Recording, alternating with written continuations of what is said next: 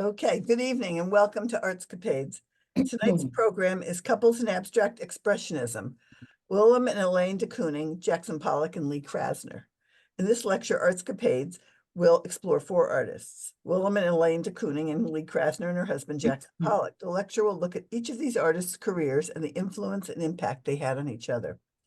Robin Hoffman and Jody Stifelman began ArtScapades teaching art appreciation in 1998. They presented at libraries, museums, and art centers in Connecticut, New York, New Jersey, Massachusetts, and Florida. Please join me in welcoming ArtScapades. Tonight, Jody Stifelman will be our presenter. Jody. Thank you. Thanks, Cindy. I'm going to share my screen and I think we've got it. Okay, everybody can see that? We're good? It's good, Jody. Okay, thank you. So welcome everyone, and thank you to Cindy and the Norwalk Public Library for having us. Thank you, Robin, my partner, for being on here. We always say our lectures are truly a team project, and we do take turns presenting these lectures to you, especially over Zoom.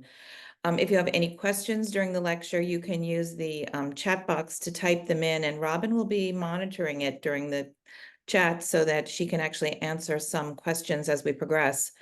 And we'll also be able to answer some questions sort of in person with you at the end.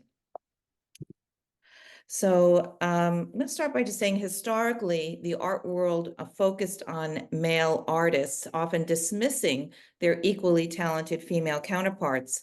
And it was no exception during the abstract expressionist movement. Wives of famous artists often functioned as objects and accessories and often spent a lot of their time helping their more famous husbands' careers. So tonight we are focusing on two famous abstract expressionist couples, and we're going to be looking at the careers of both the husband and their wife. This very simple timeline looks at when tonight's artists were working, and dates are approximations. We always say, as periods in art are fluid and often overlap. Modern art, as you're seeing, spanned about 70 years. It was preceded by Romanticism, Realism, Impressionism, and Post-Impressionism. And then continuing the timeline, modern art is followed by and overlapped with contemporary art. Now, contemporary art typically refers to artists who are still living and still producing work, or who died recently, but whose work was produced after the 1970s. And tonight's artists are characterized as abstract expressionists, and were working during the period of modern art. But before we talk specifically about them, as we always do, we like to give you a little brief background to sort of set the scene for the time period when they were working.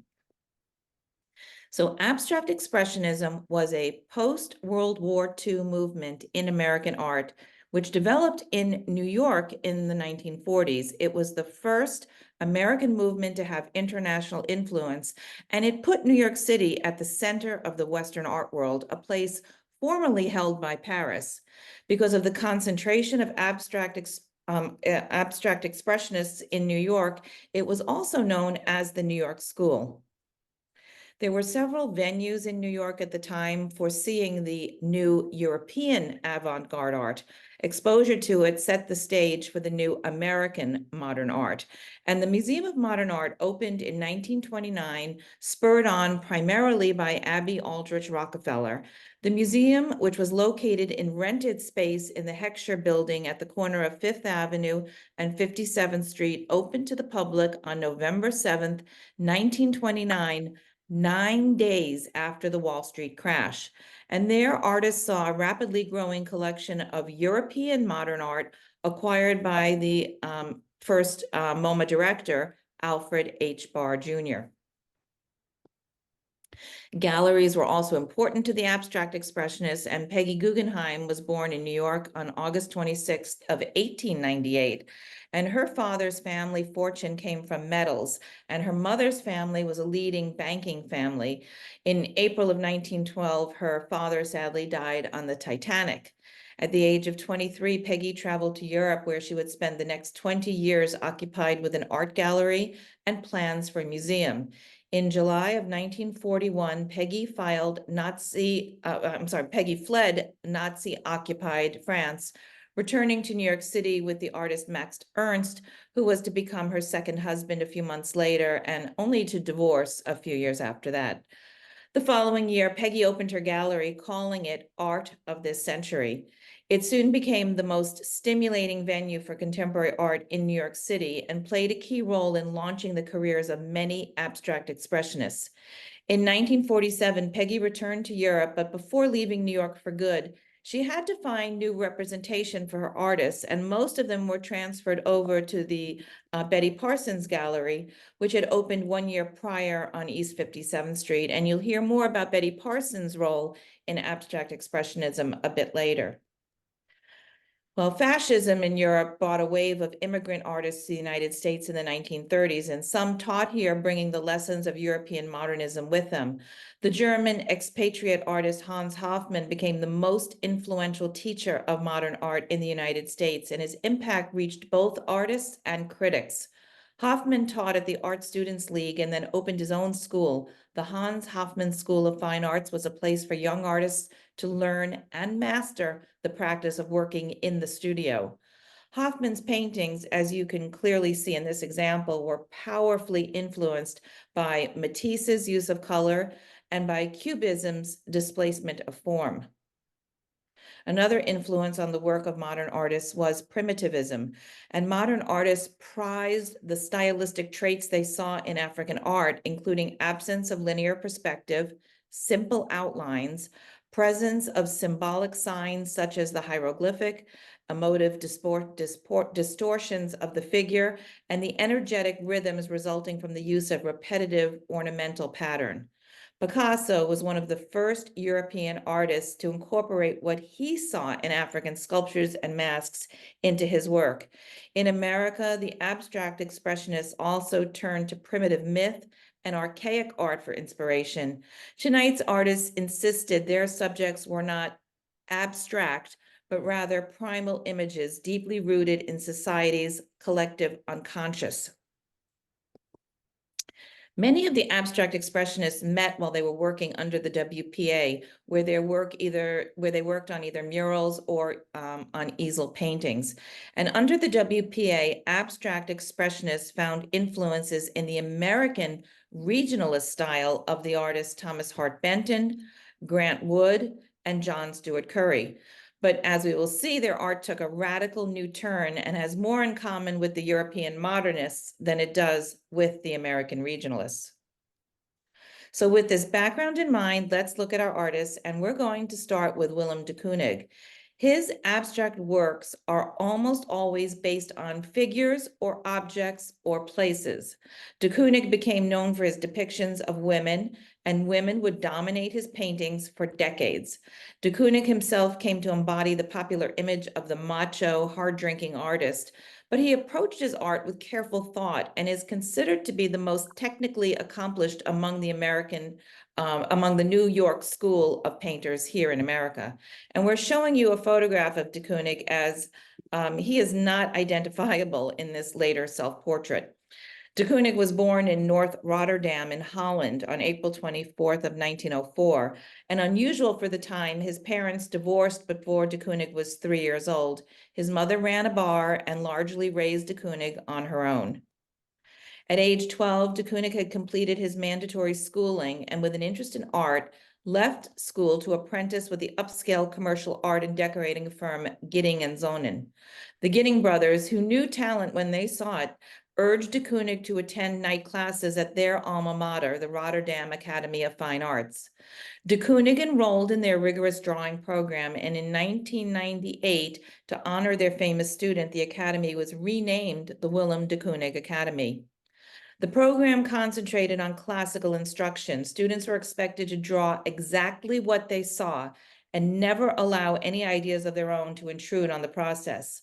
And as was often the case with modern artists, this thorough training in formal technique proved to be a solid base from which de Kooning drew the confidence to later throw formality out the window. And this painting was done when de Kooning was 12 years old, and you can see how technically accomplished he was even by that age. In 1926, de Kooning stowed away on a ship bound for the United States, where he spent 12 days hiding in the engine room of the British ship SS Shelley as it crossed the Atlantic. Never discovered, he secretly disembarked at Newport News, Virginia. De Kooning worked his way up the East Coast doing various jobs, stopping when he found a job as a house painter in Hoboken, New Jersey. And in 1928, de Kooning joined the art colony at Woodstock, New York. He also began to meet a like-minded group of modern artists active in Manhattan who encouraged him to paint for himself, and this work was done around that time. In late 1935, now in New York City, de Kooning was employed as a window designer for a shoe store. He quit when he was given the opportunity to work in the mural division of the WPA Federal Arts Project. De Kooning met a number of other European artists in exile employed by the program and made his first abstract works at this time. In the summer of 1937, the US government announced that all WPA workers had to be legal US citizens, and de Kooning could no longer legally participate, and fearing deportation, he just resigned from the WPA. In 1938, de Kooning met Elaine Freed and fell head over heels in love. Unbeknownst to him, she had been angling to be introduced. Elaine was an artist who collected artist boyfriends, each more important than the last. By this time, de Kooning had quite a reputation in the art world as an exciting up-and-comer. De Kooning took Elaine on as an apprentice, and she became his wife 5 years later. She would later become a prominent abstract expressionist in her own right, and we'll talk about her career in a few minutes. The two shared a tempestuous, alcohol-fueled relationship, and both de Kooning and Elaine had innumerable affairs prior to their marriage, and their marriage did nothing to slow this down. It seemed that they loved, but honestly didn't like each other very much, and went on to have an epically dysfunctional union for the next 45 years. But we're going to jump back to Willem for a moment. The human form would continually fascinate de Kooning, and in his fascination with figurative and landscape subjects, de Kooning always veered away from mainstream abstract expressionism, a movement in which he was nevertheless a leader. The Glacier belongs to a series of paintings of men created in the late 1930s and early 40s. De Kooning said that his palette of somber earth tones was inspired by the Bosco Royale frescoes that he had come often to see at the Met. De Kooning painted women regularly beginning in the early 1940s, and heavily influenced by the Cubism of Picasso. These fractured ladies are de Kooning's earliest mature pieces, both in color and draftsmanship. Queen of Hearts on the right was painted over 3 years and is considered a transitional work that heralds de Kooning's signature paintings of women done in the late 1940s and 50s. Examination and technical analysis of the painting shows that it evolved through a series of clearly discernible stages. De Kooning became a master at ambiguously blending figure and ground in his paintings, while dismembering, reassembling, and distorting his figures in the process. Charcoal lines can be seen that suggest multiple and alternative positions for the woman's eyes, shoulders, arms, and even breasts. Pink Angels was de Kooning's most abstract of his first group of paintings of women. It was a jumping off point to pure abstraction. And here, pink and coral-colored biomorphic shapes float in a background of mustard yellows and golds. The fleshy pink shapes containing eyes and other anatomical forms appear to have been torn apart. Until this time, Paris had been considered the center of the avant-garde, and the groundbreaking nature of Picasso's contributions was frustratingly difficult to surpass. De Kooning said it plainly: Picasso is the man to beat. But with works such as Pink Angels, de Kooning and his group finally stole the spotlight and were responsible for the historic shift of attention to New York. De Kooning gained critical acclaim in 1948 with his first one-man exhibition held at the Charles Egan Gallery when he was 44. The exhibition of 10 black and white abstract paintings was a commercial bust, but it was a critical sensation. 3 abstract paintings did sell, one of which was this one bought by MoMA.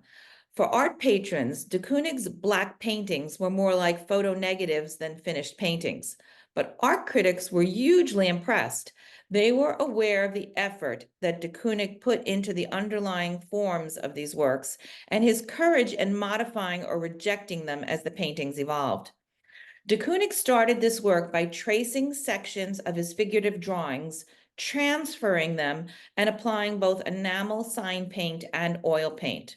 While the painting does initially appear to be a mass of generic, amorphous, and nameless shapes, some say that, hold on. Whoops, sorry, I hit a button and lost it when somebody came in. Sorry, can you see that? I think we're good. This painting, they're saying that some say that this table with legs suggests that this painting is an interior scene.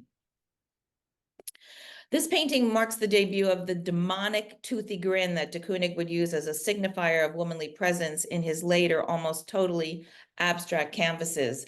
And similar menacing eyes would appear in de Kooning's paintings of women for years. De Kooning used every trick he could think of to make a single seated woman fill the whole canvas. First, she sits with a leg crossed horizontally, a clever painterly trick that fills out much of the bottom of the painting. De Kooning also opens the chair, flattening it against the picture plane, so much so that the two arms each come close to touching the outer edges of the canvas. And a mysterious star-like sunburst fills the space in the upper left, while a pentagon shape balances out the other side. De Kooning initially conceived woman as a black and white abstraction, adding the anatomical elements later on. A paint cross-section taken from the woman's skirt confirmed a heavy buildup of paint in layers limited to a range of warms, whites, grays, and black below the upper layer of pink. Finally, in the lower left corner, de Kooning may have inserted himself into the painting via a rectangular patch of white, a signifier of a palette or possibly a sketch pad. In the 1950s, de Kooning's paintings of women changed again. He now linked their figures to the edge of the canvas with simple and increasingly abstract brushstrokes. Woman one's threatening gaze and ferocious grin are heightened by de Kooning's aggressive brushwork and intensely colored palette. De Kooning worked for a year and a half on this image. In early 1952, he angrily ripped it from its frame and abandoned it. Later that year, the art historian Meyer Shapiro encouraged de Kooning to finish it for his third solo art exhibition in March of 1953. And de Kooning extended his efforts into a series of 6 related women paintings. The entire series was carefully calculated. The appearance of total spontaneity is really an illusion. De Kooning would trace elements from other works and tack these tracings onto a work in progress to test their effect. The resulting exhibition in 1953 shocked the purists of abstract expressionism. Others wondered about de Kooning's psychological well-being. These women are ferocious looking. They have huge breasts and very ferocious teeth. De Kooning was obsessed with mouths and said that they gave his paintings their necessary focal point. When you step back, these figures of women seem almost monstrous, both ferocious and comical. The meaning of these images is still regularly disputed. By 1955, de Kooning had moved away from painting the human form and continued with abstract rendering of the architecture and communities of his surroundings in New York City. Interchange references the neighborhood where de Kooning was living at that time. Originally sold by de Kooning in 1955 for $4,000, it was later sold in September of 2015 by the David Geffen Foundation to Kenneth C. Griffin for $300 million, making then the most expensive painting ever sold. It is now ranked second, having been surpassed by Da Vinci's Salvator Mundi, which you may know sold for $450.3 million in November 27, but mysteriously, we're not really sure where that is. In the 1950s, de Kooning and his friends were very successful. De Kooning and his wife Elaine separated but never divorced. His fame attracted women, and there were many of them. They were largely unimportant, but Joan Ward was. De Kooning had managed to avoid fatherhood sheerly by luck and by financing a number of abortions. He met Joan, a pretty young art student, in 1952 at the Cedar Tavern, and de Kooning, then 51 and separated from his wife, took up with her, and she gave him his only child, Joanna Lisbeth, known as Lisa, born in 1956. Now, quite a few of the abstract expressionists became alcoholics, and de Kooning was no exception, although ironically, he hadn't started drinking for drink's sake. His doctor had prescribed a medicinal drink whenever de Kooning felt heart palpitations, and sadly, it seemed as if he had palpitations morning, noon, and night, and he was not one of those happy drunks. He tried AA and rehab from the 1970s onward, but only his deteriorating cognitive abilities brought an enforced end to de Kooning's drinking. Ruth Kligman was another woman in de Kooning's life worth mentioning. Ruth was the sole survivor of the crash that killed Jackson Pollock when he was driving under the influence of alcohol. And we'll talk a little bit more later. Coming into de Kooning's studio one day, not long after the relationship began, Ruth saw a large blue and yellow painting on the wall and exclaimed, "Zowie!"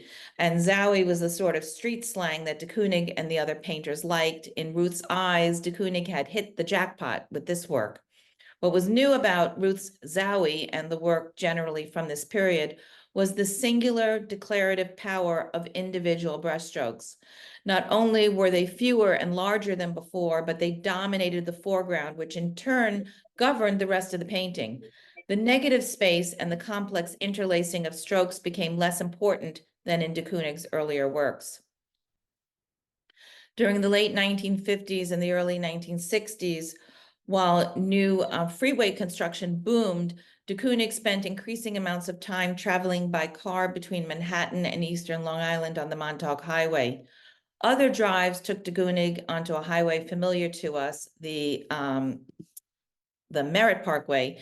Speed is suggested in these works by the controlled thrusts of the brush, while the naturalistic palette conveys the crisscross of the road through the landscape. In 1959, the art world mobbed the gallery opening of what is sometimes called his highway series, large, boldly stroked landscapes.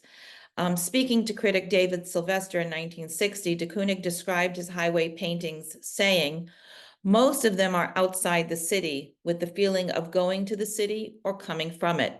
But I love to go out in a car. I'm crazy about weekend drives, even if I drive in the middle of the week."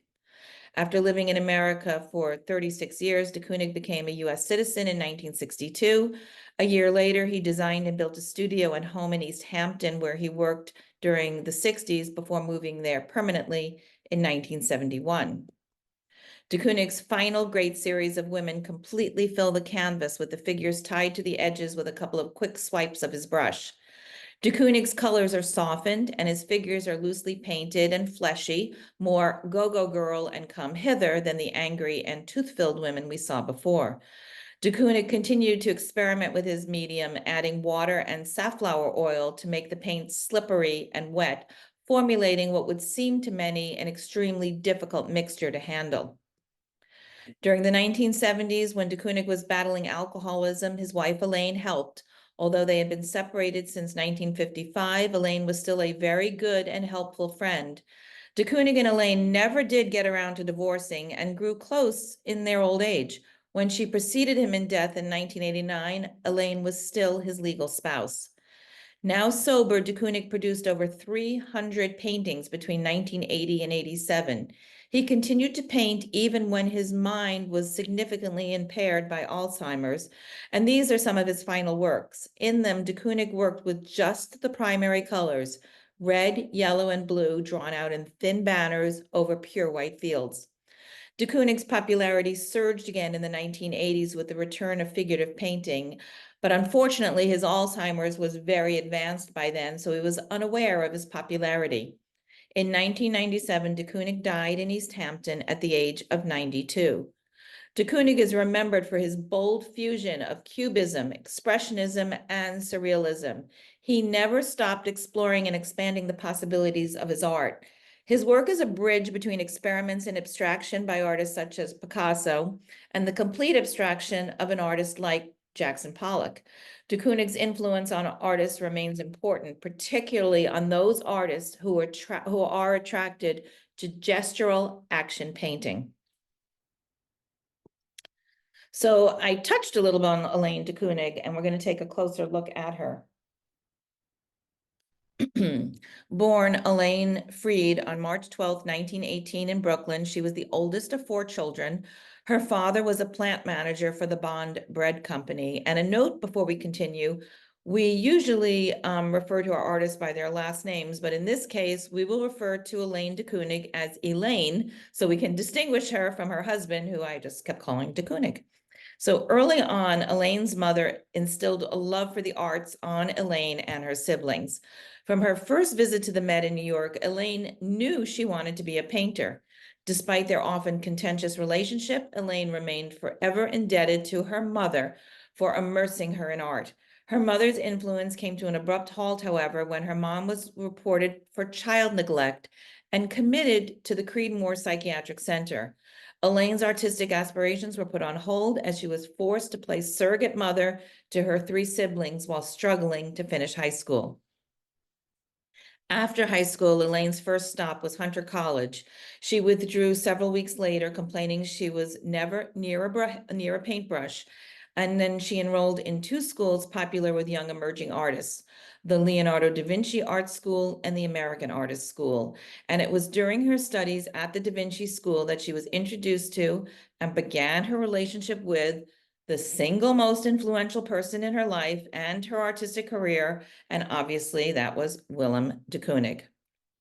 The chemistry between then 20-year-old Elaine and 34-year-old de Kooning was tangible. And she said, when I met Bill de Kooning, I just knew that I had met the most important person I would ever know. I was mesmerized. Even then, I knew he was a genius, a great painter, the most important painter at work in America. And I knew that I would marry him. De Kooning first served as Elaine's teacher and instructor, inviting her to paint at his studio. He was a demanding instructor, expecting nothing less than perfection. Nonetheless, his harsh criticisms became the foundation for which Elaine's confidence in portrait painting would emerge. She too began educating de Kooning in artistic expression, thus began a relationship of mutual influence as eager student matched eager teacher, and as in all such cases, the teacher learned as much as the student. Their artistic passion translated into an intense emotional relationship. And in spite of strong family resistance, the 2 married in December of 1943, 7 years after their first meeting. Despite their marriage and her new place as the wife of Willem de Kooning, Elaine was not one to put on an apron and cook. She never let her domestic role take precedence within her life. Artist, not wife, remained Elaine's primary role. In the early 1940s, Elaine focused on self-portraits and did many throughout her life. In 1944, Elaine met Dutch artist Joop Sanders, and they posed for each other in a long collaboration that produced dozens of portraits. After spending a day drawing Joop, Elaine would work for a week, turning the drawings into a painting. And in the process, Elaine said she became hooked on portraits. We could find this drawing, but we've been unable to find any of the finished paintings. In the summer of 1948, Elaine and de Kooning spent a summer at Black Mountain College near Asheville, North Carolina. Elaine studied art there, was a regular participant in theatrical performances, and was very involved in the college's social life. And that same year, Elaine began working at the magazine Art News and wrote articles about major figures in the art world. She was also the first American artist in the 1950s to take on the role of artist critic. In this self-portrait, Elaine has presented herself in what may be a studio setting, but she is holding a sketchbook rather than painting materials. Clad in trousers, turtleneck, and smock, she confronts the viewer directly. The painting includes a number of still life objects that reflect her years of intense tutorials with de Kooning. He compelled her to look at objects and the spaces between them to develop her sense of pictorial organization. As she recalled, everything was a matter of tension between objects or edges and space. Elaine painted people for fun, including members of her family. Though she was very serious about her own work, she was well aware that it was often overshadowed by her husband's fame. After showing their work in their 1951 exhibition at the Sydney Janis Gallery in a show called Artists, Man and Wife, Elaine said, "It seemed like a good idea at the time, but later I came to think that it was a bit of a put down of the woman. There was something about the show that sort of attached women wives to the real artists." Over 5 decades, Elaine painted numerous series, but none was more significant than her first, The Faceless Men. The series challenged traditional artistic views of masculinity, and here Elaine has painted Fairfield Porter, an artist and critic himself. He sits on a bistro chair, squarely facing the viewer. His legs are spread and his hands rest in his lap. The details of his settings are not entirely clear, although a vase of bright yellow flowers sits atop a table behind him. Most noticeable is the fact that Elaine has not painted his face in any detail. Likeness is found less in his facial features than how he wears his suits, sits in his chair, and gestures with his hands. Elaine painted many of her male friends with their legs provocatively splayed, transgressing usual norms. She told an art historian, "In the past, women painted women. V.G. Lebrun, Mary Cassatt, and so forth. And I thought, men always painted the opposite sex, and I wanted to paint men as sex objects." Elaine's conquests were as legendary as her drinking. Those that knew her said she was a legendary beauty and a feisty femme fatale. Elaine had no trouble bedding whomever struck her fancy, but there was method to the sexual madness. Elaine slept primarily with men who would advance her husband's career. Her lovers included Harold Rosenberg, the influential art critic, Tom Hess, the trend-setting editor of Art News, and Charles Egan, a leading New York gallery owner. By sleeping with these men, Elaine ensured that her husband was crowned the king of abstract expressionism. The de Kooning's marriage was in trouble due to all these affairs and all their drinking. In the fall of 1958 until late spring of 1959, Elaine got a teaching appointment as visiting professor at the University of New Mexico. And her time in the American West was more than an escape, though, from her long faltering marriage. Elaine told a reporter from Texas that New Mexico was a revelation. It was so different from New York, where I'd always lived. Suddenly, I abandoned gray and my painting became bright with color. This wonderful space had its effect after those crowded city streets.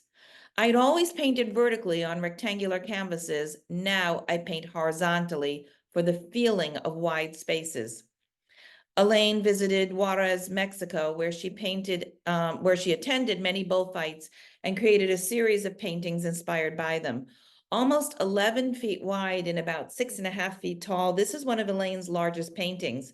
This purely abstracted work captures the energy of the bullfight, and abstract brushstrokes set against a brightly colored field, and leaves out any obvious reference to the subject matter. In 1962, Elaine was commissioned to paint a portrait of President John F. Kennedy. She was given access to the president during his winter sojourn in Palm Beach. And here we see little Caroline Kennedy painting next to Elaine while the president sits in the background having a meeting.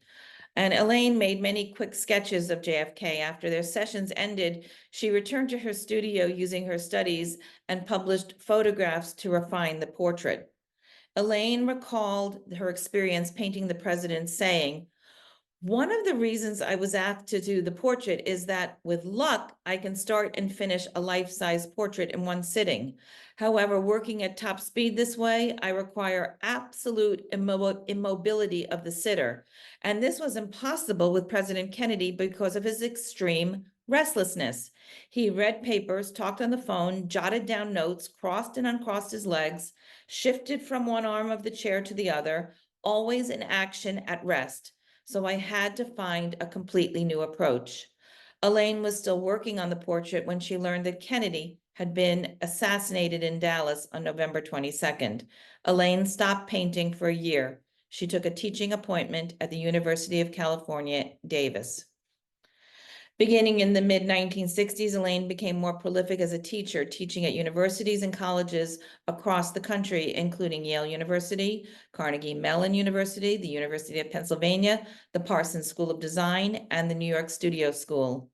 In 1975, Elaine bought a house on Long Island near de Koonig's. She built a studio on the site and worked there for the rest of her life. Elaine painted rigorously in the studio, cigarette in hand, often on a ladder, while her studio assistants sketched large-scale canvases below. In 1976, Elaine received an appointment at the Lamar Dodd Visiting Professor of Art at the University of Georgia in Athens.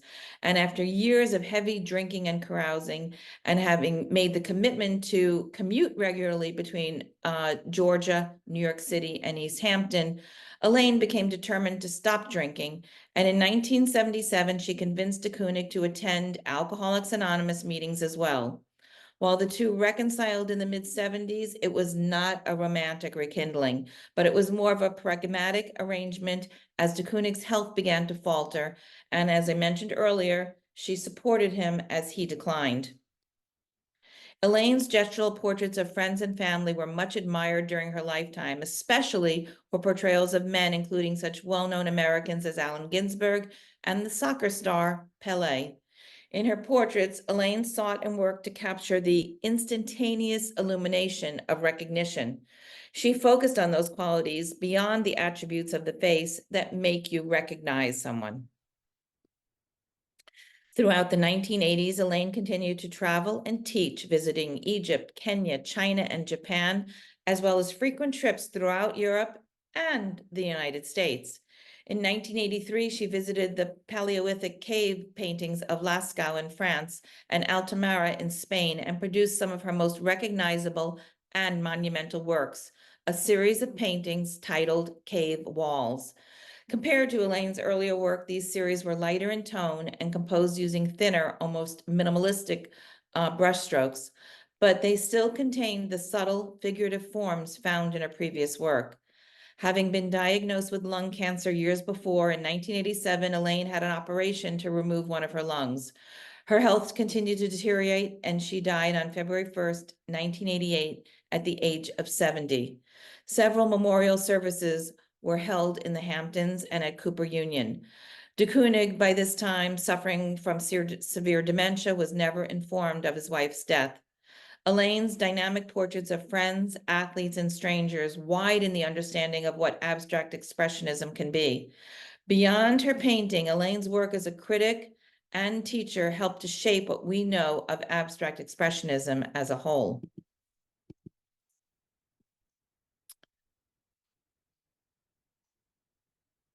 So our next artist is Jackson Pollock, a major figure in the abstract expressionist movement and best known for his drip paintings.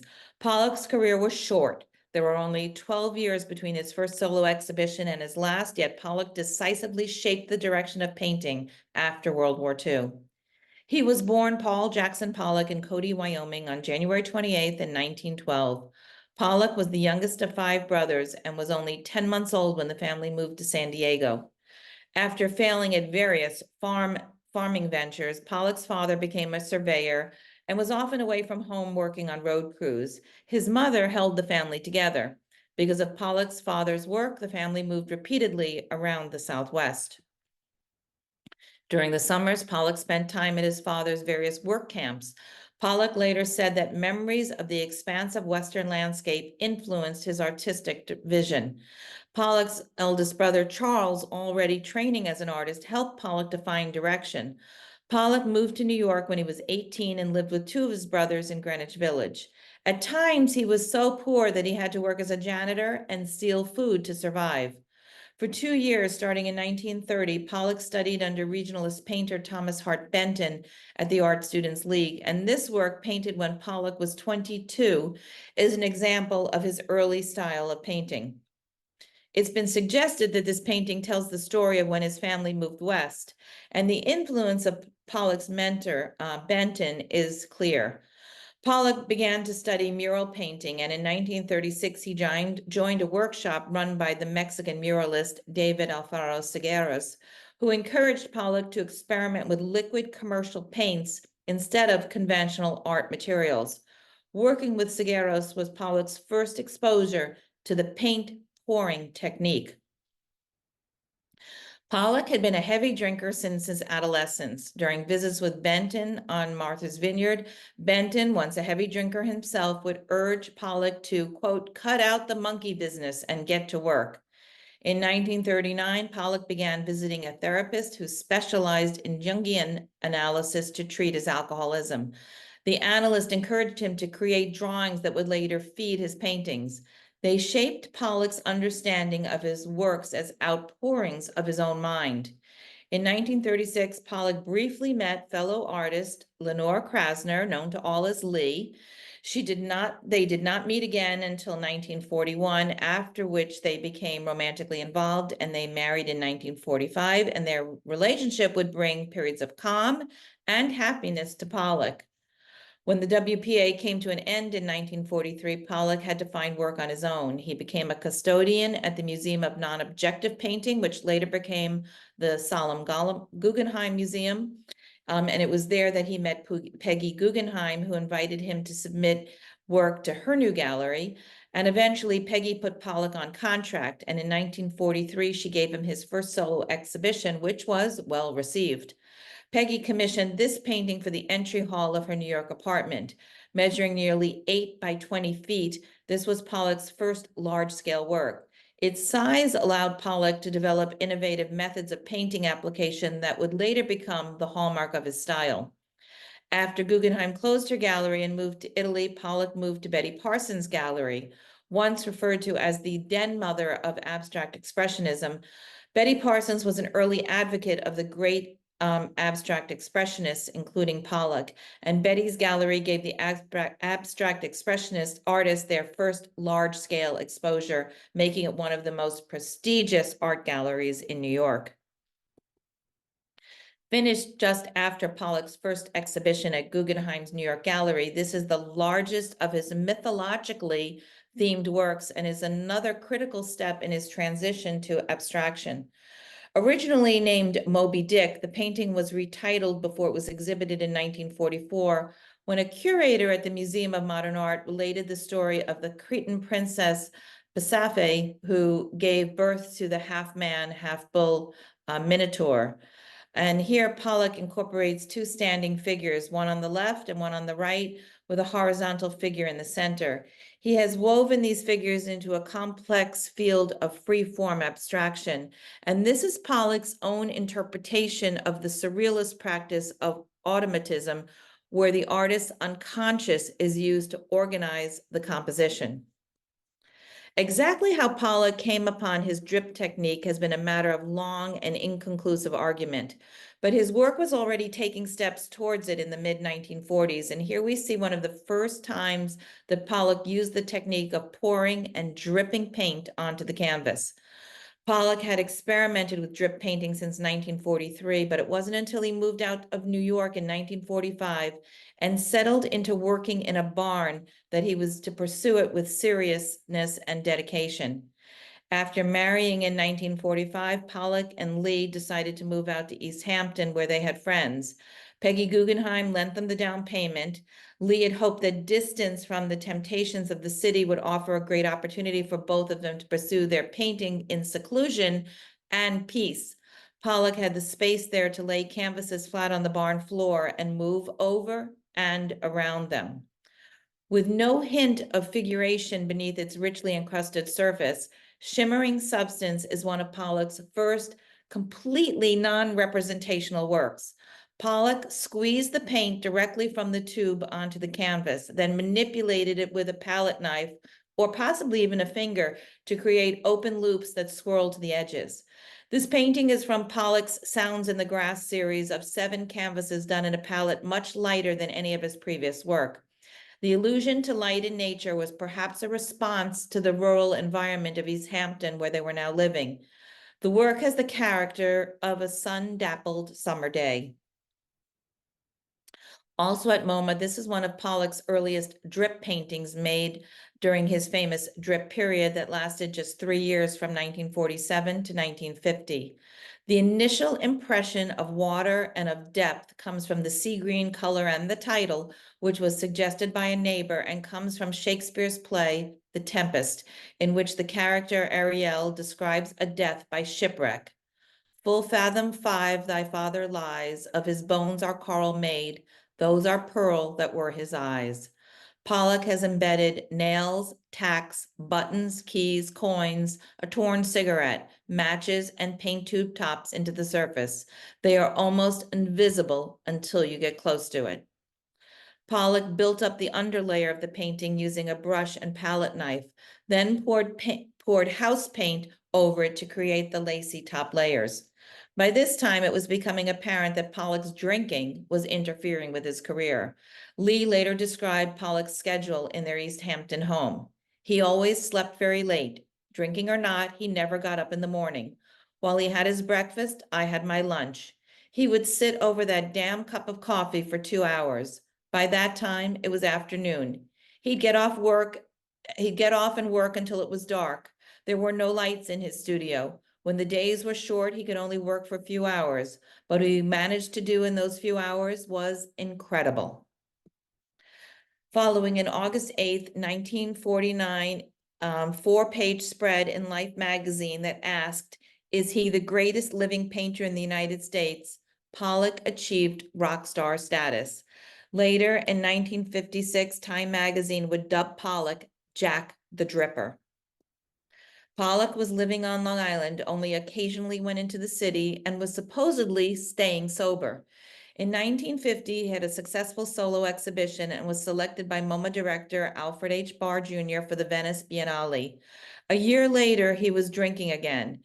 In this painting, there is no focal point, no hierarchy of elements. Every bit of the surface is equally significant. With this work, Pollock was at the height of his powers. His paintings had become a record of his artistic performances. Pollock's technique, the epitome of what critic Harold Rosenberg would call action painting, rarely permitted the brush to directly touch the canvas.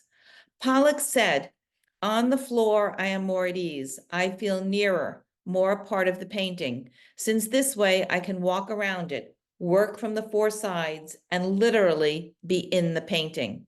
Size here is especially significant. This canvas is over 17 feet wide. It overpowers you, enveloping viewers who confront it, as it did for Pollock as he created it. Where did Pollock's style come from? Pollock had worked with Mexican muralists and had experienced surrealistic automatism. He had also observed Indian sand painting demonstrations. Pollock denied that his works were accidents. He usually had an idea of how he wanted a particular piece to appear. His technique combined the movement of his body, the flow of paint, the force of gravity, and the absorption of paint in the canvas. It was a mixture of controllable and uncontrollable factors. Pollock would move energetically around the canvas, almost as if in a dance, and would not stop until he saw what he wanted to see. Studies have examined Pollock's technique and have determined that some works display the properties of mathematical fractals, which are repeating patterns that are visible at every scale. With this pattern of circles as an example, Pollock's drips paintings are said to have become more fractal-like as his career progressed. Some speculate that Pollock may have had an intuition of the nature of chaotic motion more than 10 years before chaos theory itself was proposed. Other experts suggest that Pollock may have merely imitated popular theories of the time in order to give his paintings a depth not previously seen. Pollock's decision to forego conventional descriptive titles and simply number his paintings, including the year he did them, began with his 1949 exhibition at the Betty Parsons Gallery. Pollock wanted an end to the viewer's search for representational elements in his paintings. Lee said Pollock used to give his pictures conventional titles, but now he simply numbers them. Numbers are neutral. They make people look at a picture for what it is, pure painting. Some paintings originally given numbered titles when they were first exhibited were later given more descriptive titles. For example, this painting originally titled Number 10, 1952 became Convergence.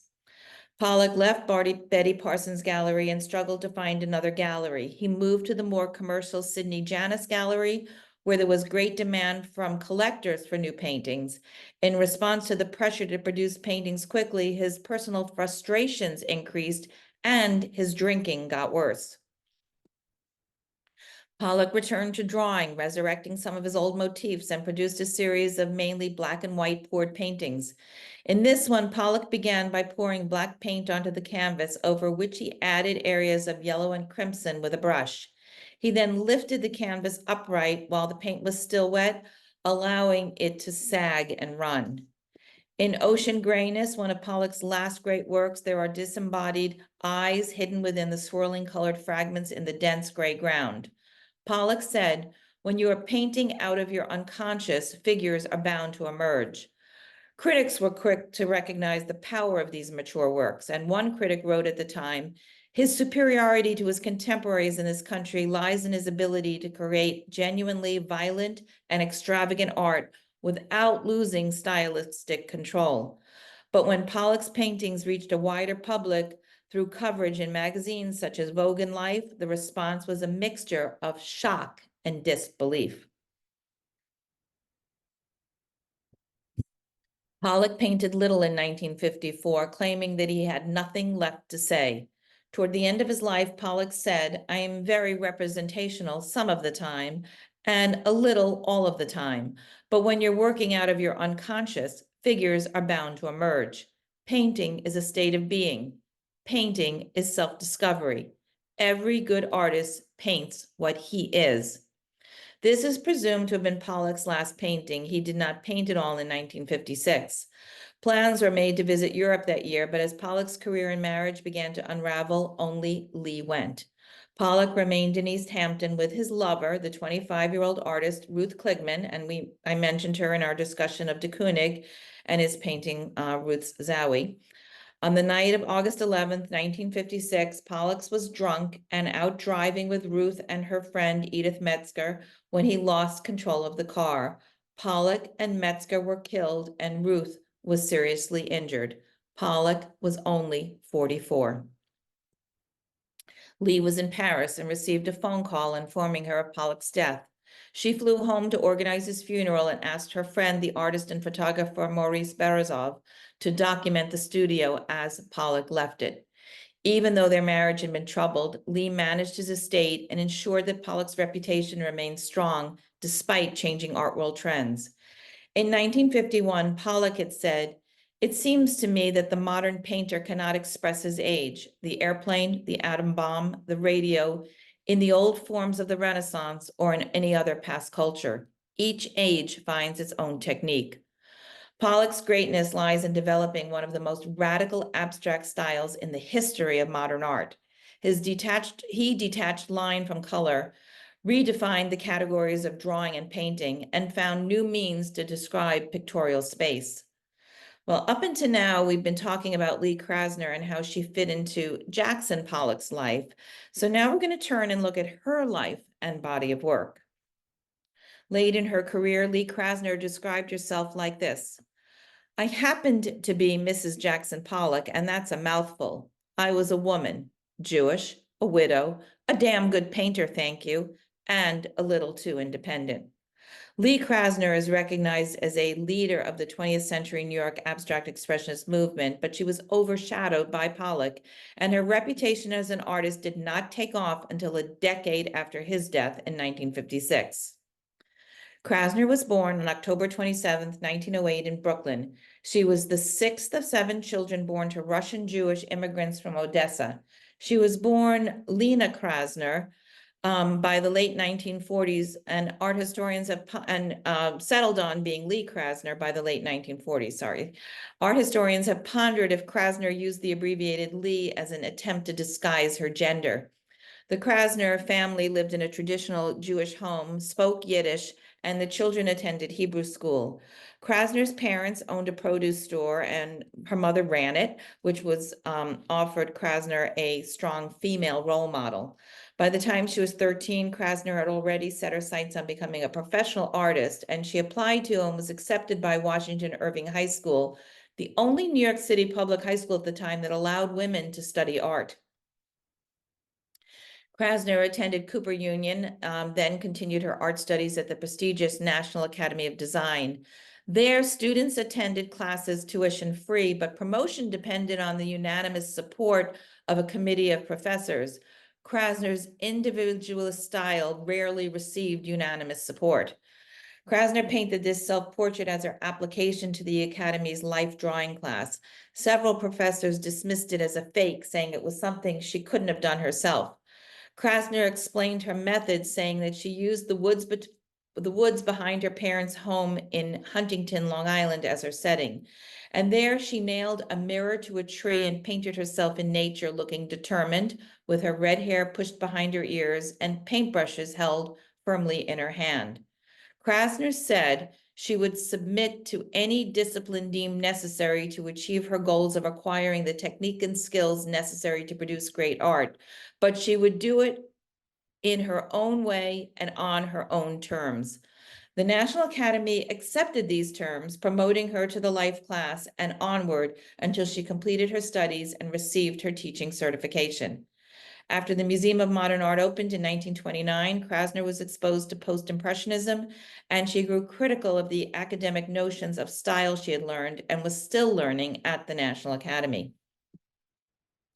To support herself, Krasner worked odd jobs that included waitressing, decorating hats, and working in a factory.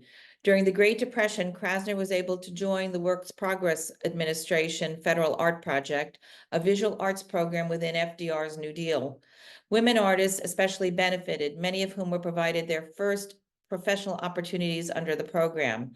And under the WPA, Krasner worked as an assistant in the mural division. At the time, murals were created to be easily understood and appreciated by the general public. The abstract art Krasner produced was undesirable for murals, so Krasner's job was to enlarge other artists' designs for large-scale public murals. Krasner did not like working with images created by other artists. Throughout the late 1930s and early 40s, she created sketches in the hopes of one day creating an abstract mural of her own. Unfortunately, just as one of her proposals was approved for the WYNC radio station, the Works Progress Administration turned into war services, and all art had to be created for war propaganda. Krasner continued working for war services by creating collages for the war effort, which were displayed in the windows of 19 department stores in Brooklyn and Manhattan. In 1937, while employed by the WPA, Krasner began taking classes from Hans Hofmann, who emphasized the two-dimensional nature of the picture plane and the usage of color to create spatial illusion. Throughout her classes with Hofmann, Krasner worked in an advanced style of cubism known as neo-cubism. Few works survive from Krasner's early period, as most of the works were burned in a house fire. What does still exist are a few self-portraits and a few still lifes like the two here. These are two of 18 nearly identically formulated oil on paper studies done by Krasner in 1938. And these oil studies show her experimentation with the theories of cubism as promoted by Hofmann. In these, Krasner contrasted warm and cool colors against one another in order to model space in the third dimension. Though almost completely abstracted, objects including a table and fruit can be recognized in both of these and can also be found in others of the 18 compositions. Hofmann once offered Krasner the backhanded compliment that her work was so good, quote, "you would not know it was made by a woman artist." And this study shows Krasner's command of geometrical cube-like forms. The lines that break across the plane combined with the curved lines create a sense of tension and movement. So I'm going to back up a bit in the story. Krasner had been involved with the Artists Union during her employment with the WPA, but was one of the first to quit the organization in 1936 when she realized the communists were taking it over. Krasner became a founding member of the American Abstract Artists, a group formed in New York City to promote and help the public appreciate abstract art. But before she left the artist union, Krasner met Pollock at an artist union party. He was drunk and made a drunken pass at her. 4 years later, they would meet again under different circumstances. At the start of the 1940s, Krasner left Hoffman's studio and participated in group exhibitions with the American Abstract Artists Group. Her first exhibition season culminated in an invitation to participate in American and French paintings at the Macmillan Gallery in New York. The exhibit proved a watershed for both the art world and personally for Krasner. In addition, for the first time, Krasner met a sober Jackson Pollock, and she moved in with him the following year. On New Year's Day, 1943, Krasner was dismissed from the WPA. Pollock, who had also been employed by the WPA since 1938, was officially let go later that month. At the end of June, the Federal Art Project disbanded and ceased providing funds of any kind to artists. Krasner and Pollock were married in 1945 at the Marble Collegiate Church on Fifth Avenue in New York City. By this time, Krasner had broken with Judaism, but did retain an interest in spirituality, which would continue to appear in her art. Soon after their marriage, Krasner and Pollock purchased a farm in East Hampton that I mentioned before. This was at Krasner's request. In the country, she felt he'd be less tempted by the urban bars and parties that invite drunkenness. She filled his life with activities and friends, including key figures from her avant-garde circle, in an attempt to divert him from drinking. The two set up a studio where they both had separate spaces, and their styles were heavily influenced by one another. Krasner and Pollock maintained a lifelong mutual respect for each other's work. Pollock is said to have commented that his wife was, quote, "She was a very good painter for a woman." So all the men said it. In the 1950s, as Pollock's artistic reputation grew, so did his emotional problems. Exhausted by his antics and horrified by his recent public pursuit of extramarital affairs, Krasner decided to travel alone to Europe in the summer of 1956. For the first time since their marriage, Krasner and Pollock were separated. And while she was gone on August 11th, Pollock, driving drunk at night with his mistress, Klingman, and her friend Metzger, crashed his automobile into a tree in the front yard of their home. And as mentioned, Pollock and Metzger died in the crash. Though Krasner's own career had taken a back seat to the increasingly famous Pollock, she had never stopped creating during their marriage. After Pollock's death, Krasner continued working on the Little Images series that she had begun in 1946. These small-scale paintings are defined by their small size and their repetitive linear designs that were created by building up of dots and drips. Noon, like other works in the series, is loosely structured, but shows energy and is heavily textured. Krasner painted this canvas flat on a table, applying pigments with sticks and palette knives straight from the tube. Composition celebrates painting as a primal means of communication through an analogy to picture-based writing systems. Several of the all-over abstract pattern paintings in the Little Images series include elements of calligraphy that resemble Hebrew. Krasner painted these images from right to left, the direction of Hebrew lettering. This series received positive critical reception. However, one critic noted that Krasner had modified Pollock's impetuous lines into neat little squares. This criticism was typical of the remarks that Krasner received. After Pollock's death, Krasner used painting as a major part of her personal anger management counseling. Always critical of her own work, in the early 1950s, Krasner began to destroy paintings that did not meet her standards. As she cut them up, Krasner, who possessed a lifelong admiration of Matisse's work, decided to recycle some of the pieces into collages like this one, a technique similar to the one that Matisse had used late in his career. Krasner chose titles for images once they were complete. Milkweed may have been selected as the title for this work because the stem and leaf-like shapes and the bright touches of orange are reminiscent of certain species of milkweed flowers, and the orange and black monarch butterfly, which lays its egg on the plant. Milkweed might also refer more generally to Krasner's surroundings on Long Island. This interpretation is supported by a statement Krasner made in 1973, saying, "My painting is so autobiographical if anyone can take the trouble to read it." After Pollock's, Krasner's 1955 exhibition of these works was well received, and the critic Clement Greenberg, probably the most influential art critic in the 20th century, declared it one of the most important shows of the decade.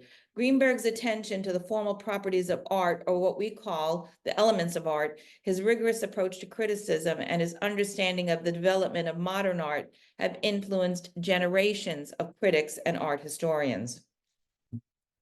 Krasner was living in Manhattan, but spent a considerable amount of time at her East Hampton farm. Her career was put on hold in 1962 after she suffered a near-fatal brain aneurysm and a series of illnesses over the next 2 years. After her recovery and several successful exhibitions in some esteemed galleries, she stepped out of the role of Mrs. Jackson Pollock and became recognized as Lee Krasner, a major contributor on her own merit to modern art. In 1965, Krasner received her first retrospective in London at the Whitechapel Gallery. And Cool White is Krasner's own interpretation of large-scale, broad-gestured, intuitive painting. It shows how Krasner could work with a limited color palette. By thickly applying the paint, then dragging and pushing it with her brush, Krasner was able to create powerful forms. Though she painted abstractly, Krasner rejected the notion that her paintings was devoid of content. She said she wouldn't dream of creating a painting from a fully abstract idea. Krasner's later large-scale canvases are filled with large floral and organic shapes, alive with color, and a palette similar to that of Matisse and the Fauves. Krasner's large, bold works of the 1960s express a sense of rebirth and elation after her emotional trauma and struggles of the prior decades. The women's movement taking place at the time helped generate interest in Krasner and her work. Back in 1941, Krasner had seen an exhibit at MoMA of Native American art, which had left a strong memory. Native art was seen as especially relevant to modern art and life through its formal complexity and mythological basis. And here, Krasner's use of rich, unsaturated colors, hard-edged organic forms, and a palette of white, red, and black are reminiscent of Native American art. Embrace was commissioned to commemorate the 1976 Montreal Olympics. It was reproduced many times into an edition of 200 silkscreens, numbered and signed by Krasner, and then reproduced further into posters. Krasner's work was finally recognized with her first retrospective exhibition in the United States in October of 1983 at the Houston Museum of Fine Arts.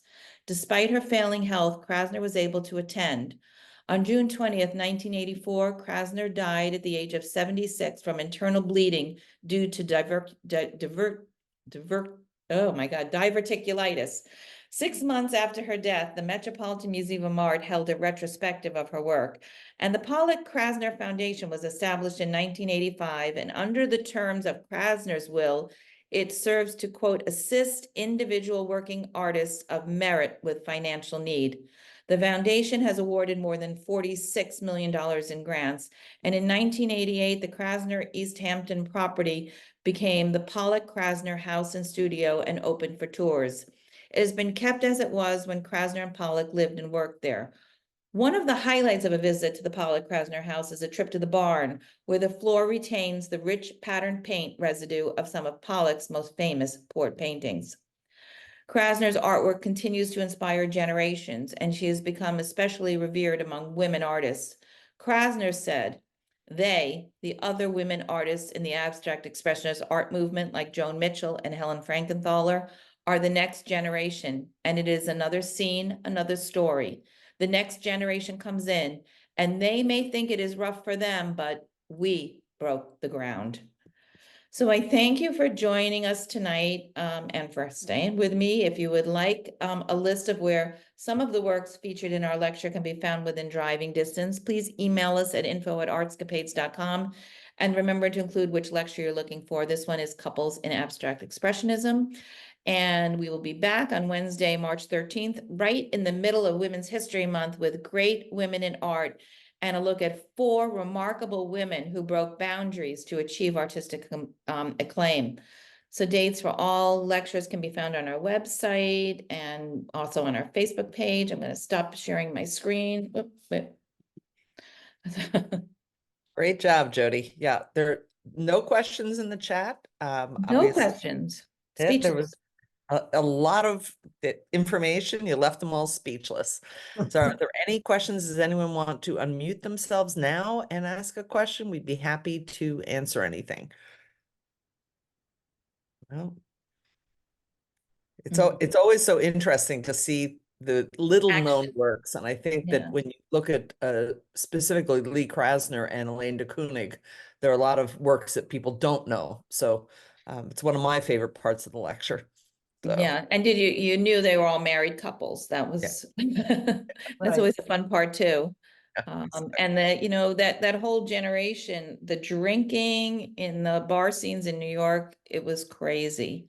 And it's you don't know what fueled which. Was did the drinking fuel the art, or did the art fuel the drinking? But it was rampant. And the affairs, right? And the Exactly. affairs.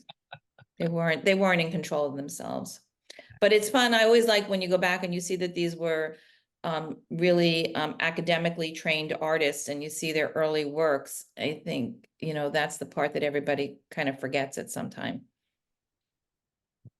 Well, thank you. Yeah. This was really great. Wonderful. Well, thank you for having us, and we will look forward to Women in Art in a few months. Thank you, everybody, Have for a nice coming. mild winter until then. That's what we hope for. Right. Exactly. All right, Thanks good for day, coming. everybody. Thanks for joining us. Thank you all for coming. Bye. Bye.